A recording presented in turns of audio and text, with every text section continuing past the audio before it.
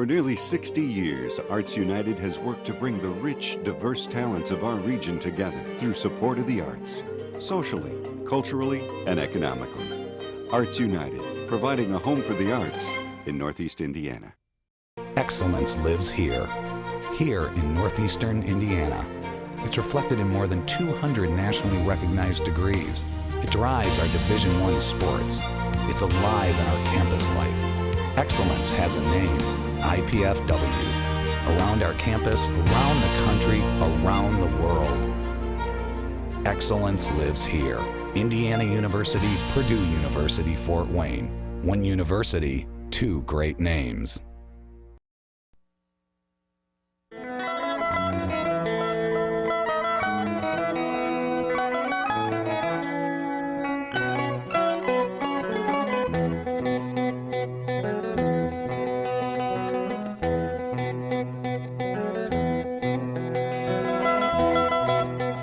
This is Arts Weekly.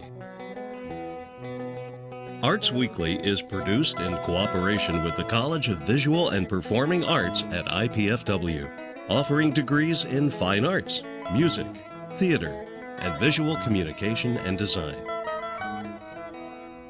Welcome to Arts Weekly.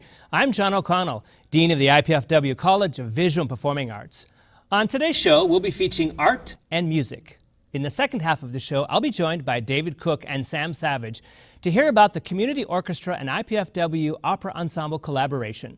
But first, I'm joined by Hope Wallace from the Wassenberg Art Center in Van Wert, Ohio. Hope, welcome to Arts Weekly, and thank you for joining me. Thanks for having me. I guess I should say thank you a second time because we had you scheduled during the awful winter that would not end.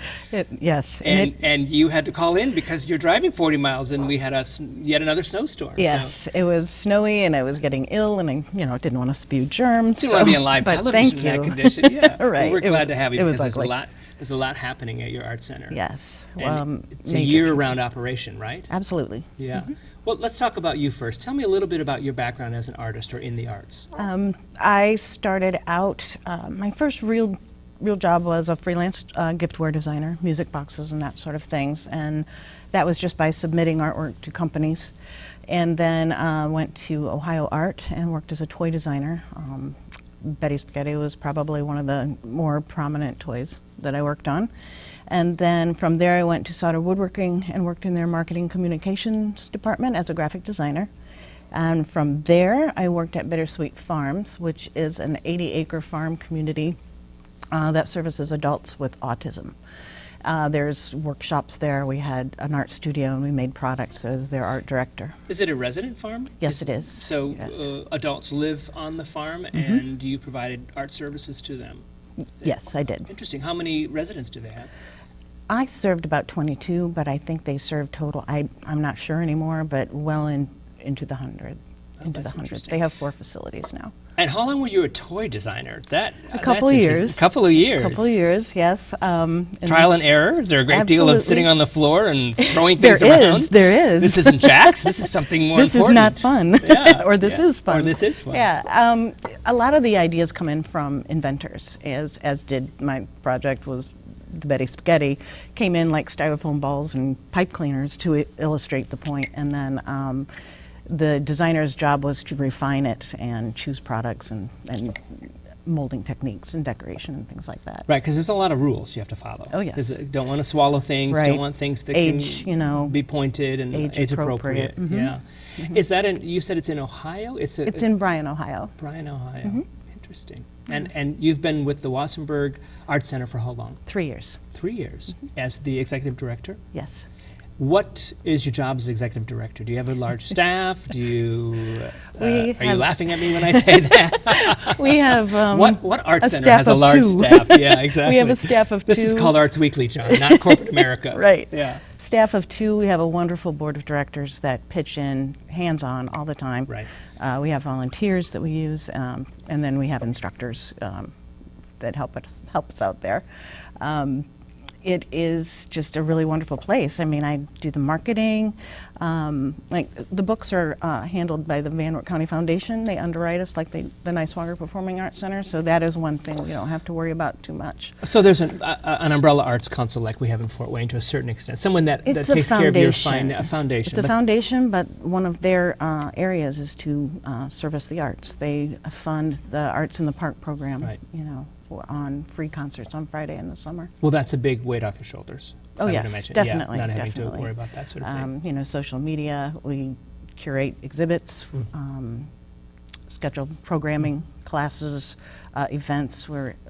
Because we're a rural community, there's not a lot of people that are strictly interested in the visual arts, so we have to kind of be a one-stop shop. So we have events, we have rock bands come, alternative music. We've had our opening was steampunk themed, and we had performers come, a lot of them from Fort Wayne, and we had a 1920s Great Gatsby style party. So you have a called the performing Big arts Wasky. center in the art center as well. We have a small stage where we Right. have small groups. Well, tell me about the history of the Wassenberg Center. How did it get started? How long has it been around?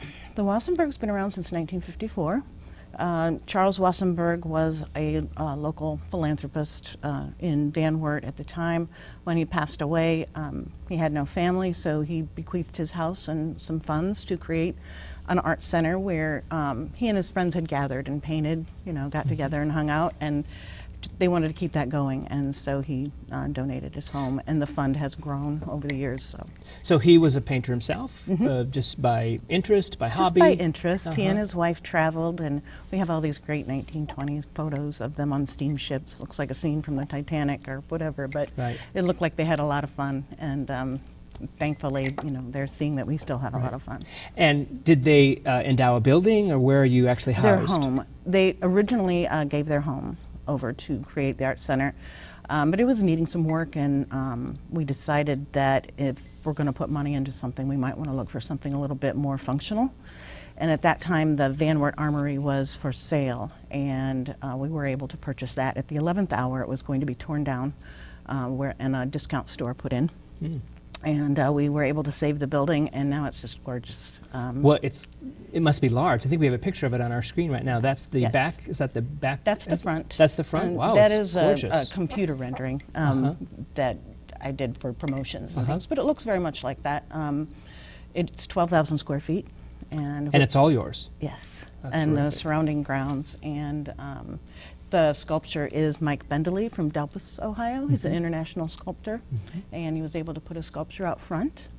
And it's kind of growing because there was some dilapidated property next to the building, south of it. The foundation purchased that and demolished them. It's going to be green space and sculpture gardens and parking, and it's like a drop in a pond. Right, exactly. That's how it Yeah. always is, especially in Yeah. these rural communities. If there's someone willing to put the money out, you know, that initial investment that's substantial, that ripple just can keep going and keep going. That's Yeah. fantastic. Now, you have an interesting collection I'd like to talk a little bit about. Okay. You have something related to the Native American population. Let's talk a little bit about that collection, because it's really very interesting. It is interesting, and there's a lot of theories about. David Humphreys Miller was the son of one of Wassenberg's friends, who was a practicing artist. And when he was young, in like the late 20s, early 30s, he became fascinated with the Battle of Little Bighorn. And at that time, the only stories that were in the history books were written, you know, by the U.S. government, but no one really survived from the U.S. side. So he thought maybe there was another story. So at age 16, his dad bought him a car, gave him $100, and sent him out packing out to South Dakota to Pine Ridge Reservation to begin interviewing these survivors of the Battle of Little Bighorn. They're primarily Lakota Sioux, and he went to art school, ended up starting painting their portraits. He also wrote 2 books. One is called What Custer's year is Fall. this, is in the actually? 30s and 40s. Okay, And all when right. World War II got in the way for a little bit. The last survivor died in 1955. So in that time span, he interviewed 72 of the survivors, among other, you know, Native Americans, and was able to do so in their own language. He learned 14 different dialects, sign language, the 2 books, and was in 25 films. And how did you get the collection? How large is the collection, and how did you get it? Our collection's valued at around 800 to $1 million. Robert Brent Stevens, also from Van Wert, became fascinated with David Humphreys Miller as a child. He's a distant relative, and started collecting his work. When we purchased the armory, he wanted to give back to the community and said, I think this ought to be here.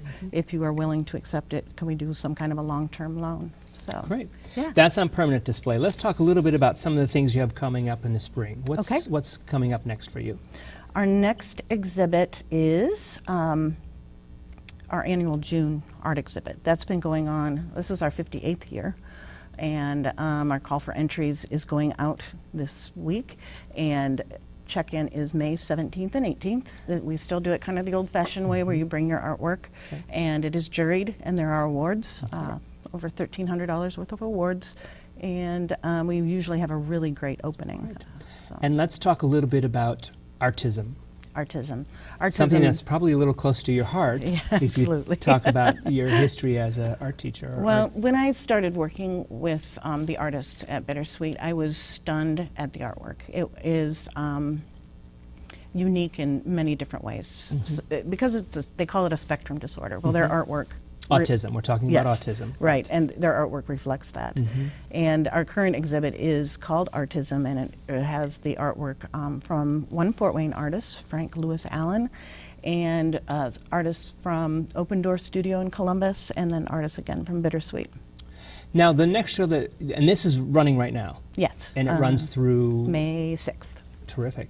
And the next show that you're accepting submissions for does not accept photography. That is correct. Because you have a photography show during the year always. Yes, in October, and I believe that will be the 36th or 37th. Terrific. Yeah, Ohio Designer Craftsman is after our June show, which is out of Columbus, the Ohio Design Museum, and then we'll have our artist members exhibit around the holidays. And our next event is called Derby Jam, and we're going to be live streaming the Kentucky Derby. We're going to have a hat contest and Kentucky-style food. Mint juleps. Oh, yes. Mint juleps flowing. Slushes. Yeah. Slushes, yeah.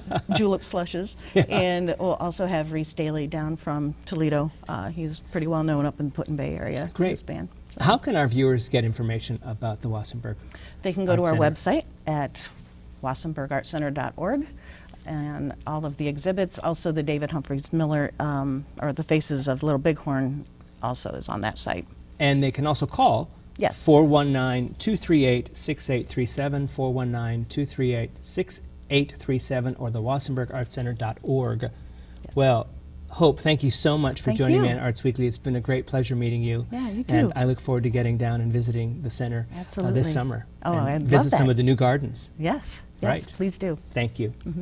Please take this minute to look at our performance calendar of what's happening in our area while we get ready to talk to Sam Savage and David Cook from the Community Orchestra and the IPFW Opera Ensemble about their upcoming collaboration.